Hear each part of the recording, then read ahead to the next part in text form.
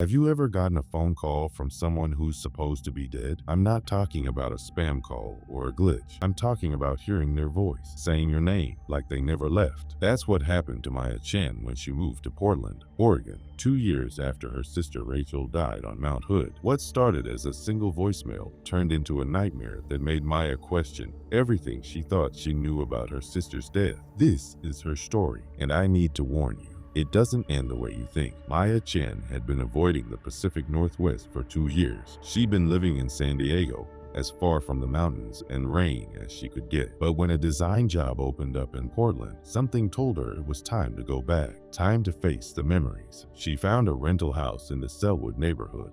It was one of those charming old craftsman homes with a wide front porch and original hardwood floors.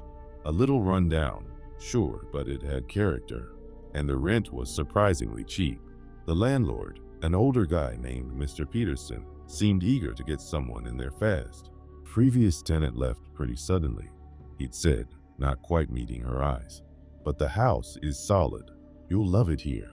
Maya moved in on a Friday in late September. Portland was doing that thing where it can't decide between summer and fall. So the air was cool, but the sun still felt warm through the windows. She spent the day unpacking boxes, setting up her desk by the window, hanging pictures. By 11 p.m., she was exhausted but satisfied. The house was starting to feel like home. She was in the kitchen, putting away the last of her dishes, when her phone buzzed on the counter. One new voicemail. Maya glanced at the screen, and her heart stopped. The caller ID read, Rachel Chen. Her sister's name, her sister's old phone number. The number their parents had canceled 2 years ago, right after the funeral. Maya's hands shook as she lifted the phone. This had to be a mistake, some kind of cruel glitch. Maybe the carrier had reassigned Rachel's old number, and it was just a coincidence that… No, that didn't make sense. Her name was right there on the screen. She pressed play. At first, there was only static, a deep, crackling hiss that made her want to pull the phone away from her ear. Then, so faint she almost missed it. A voice. Maya. It sounded like Rachel. That same soft tone she used when she was being serious about something. Maya, I've been trying to reach you. The voicemail ended. Maya stood frozen in her kitchen, the phone still pressed to her ear, listening to dead air. Her rational mind was screaming that this was impossible. Rachel was gone. She'd been gone for 2 years. Maya had been at the memorial service. She'd scattered her sister's ashes herself, up on the mountain where Rachel had loved to hike. But that voice, she played the message again and again. Each time, she became more certain that was Rachel's voice. Maya called her boyfriend Derek, trying to keep the panic out of her voice. Babe, it's probably just a spam thing, Derek said. He was always the practical one. You know those scammers can fake caller IDs now. They probably pulled your sister's info from some data breach or something. But Derek, it sounded exactly like her. It's been a long day. You just moved into a new place. Your mind is playing tricks on you. He was probably right. He had to be right. But as Maya lay in bed that night, staring at the ceiling, she couldn't shake the feeling that someone was watching her.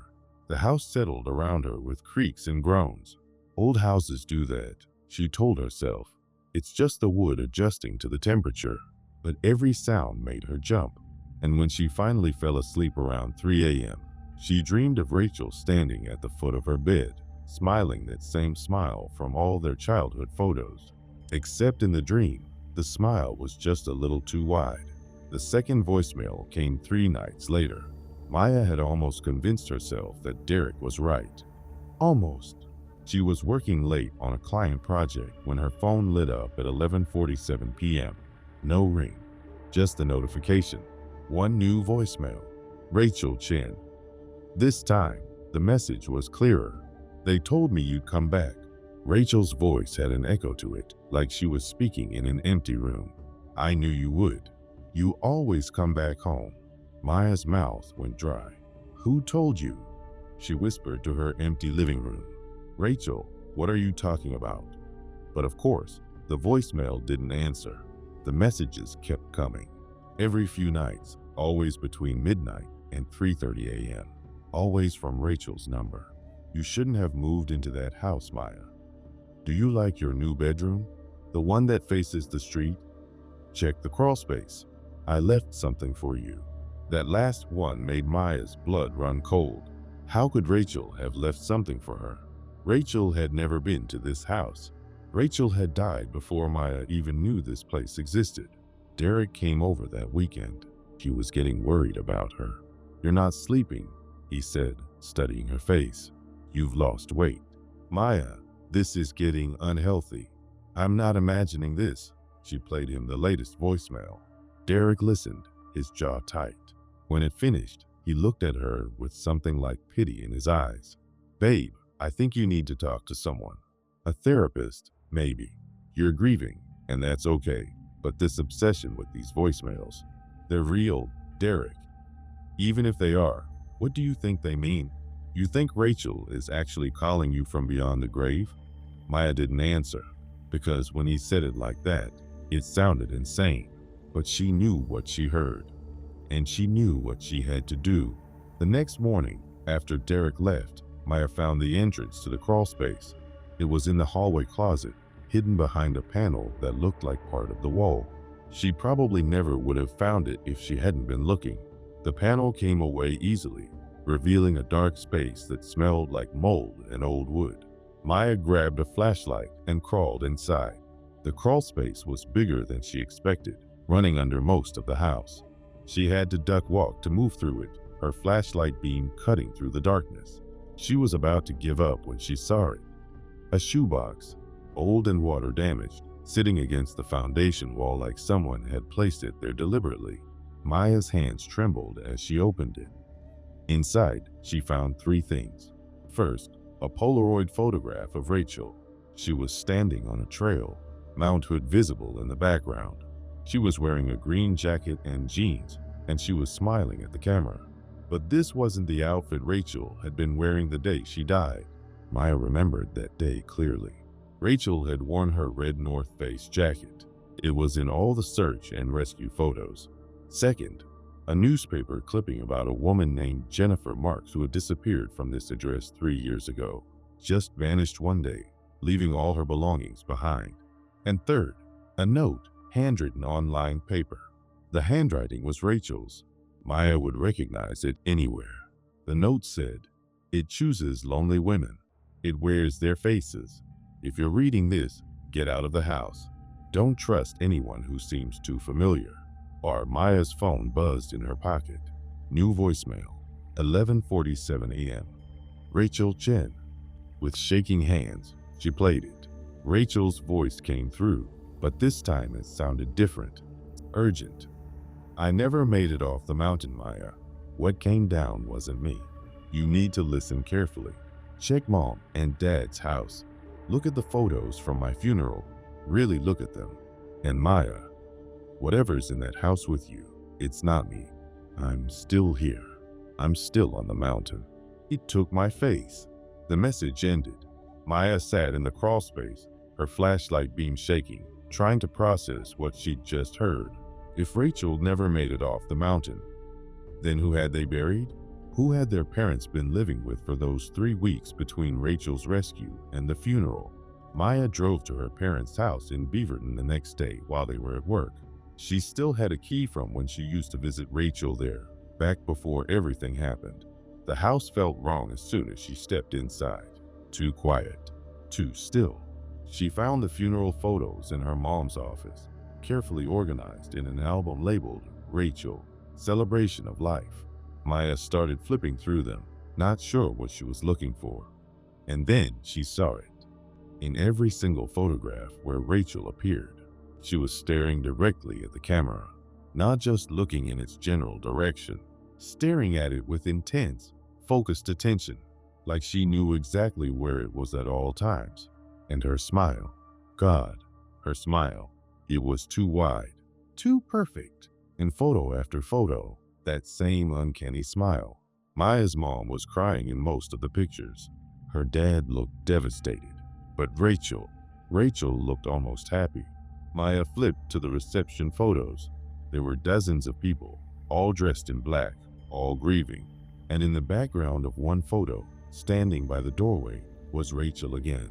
But she was also in the foreground of the same photo, hugging their aunt. Maya's vision swam.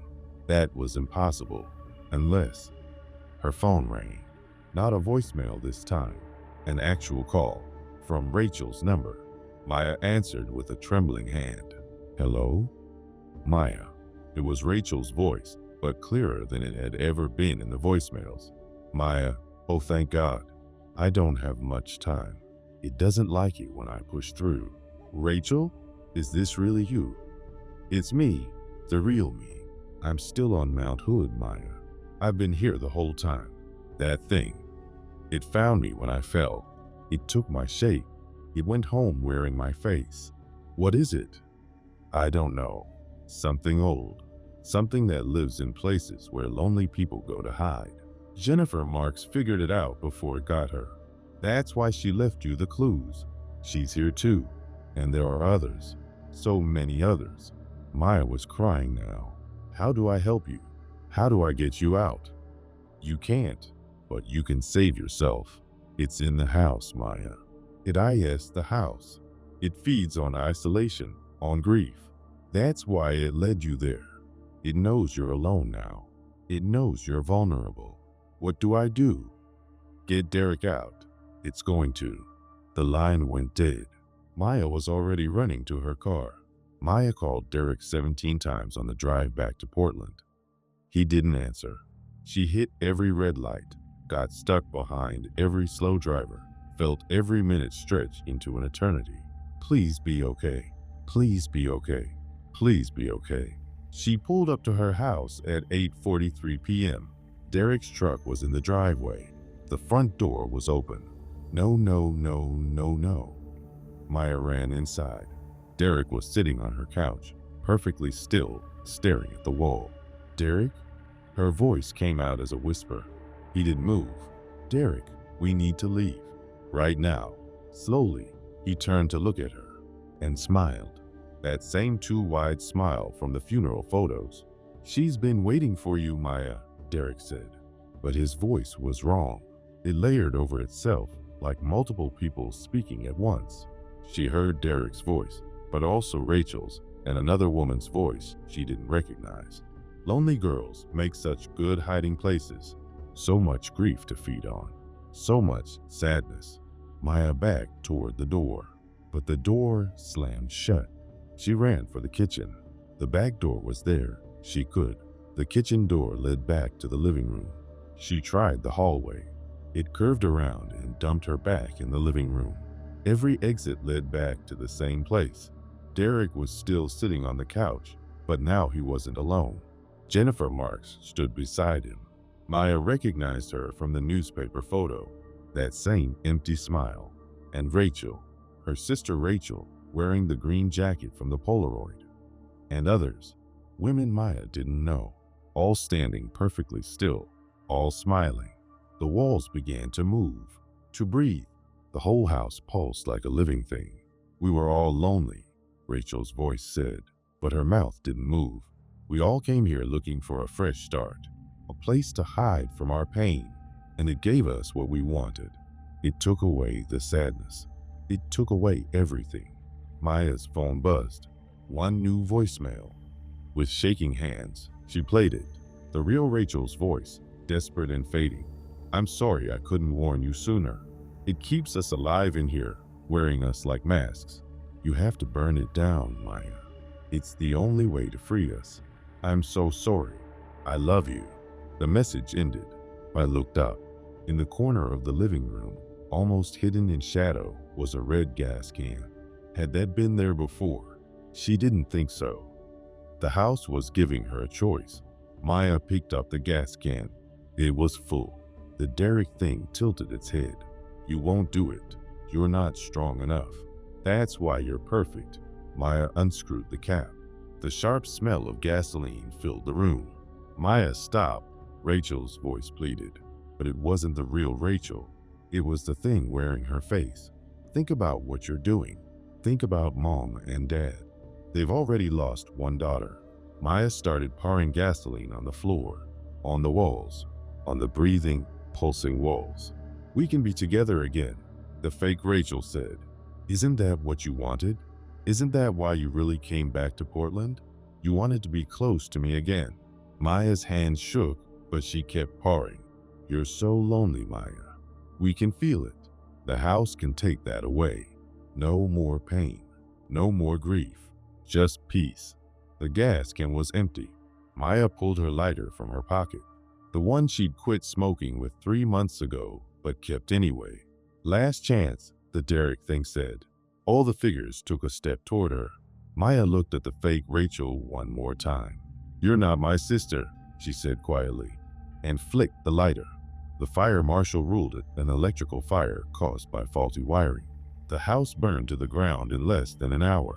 Nothing was salvageable. Maya told the police she'd been out getting dinner when it started. They believed her. Why wouldn't they? She moved in with Derek for a while, until she could find a new place. Somewhere far from Selwood. Maybe far from Portland altogether. She never told him what really happened that night. How could she? He'd think she was crazy. But sometimes, late at night, she still gets voicemails.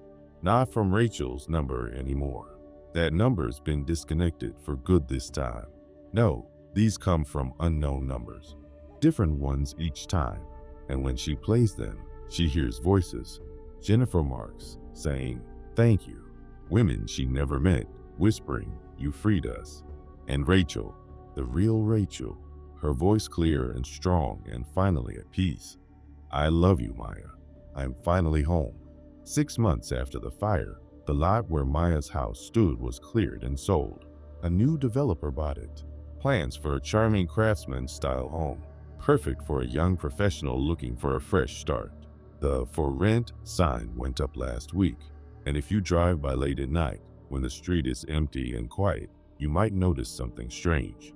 The house that isn't built yet sometimes has a light on in the window, and if you look very carefully, you might see a figure standing there, smiling, waiting for the next lonely soul to come looking for a place to hide.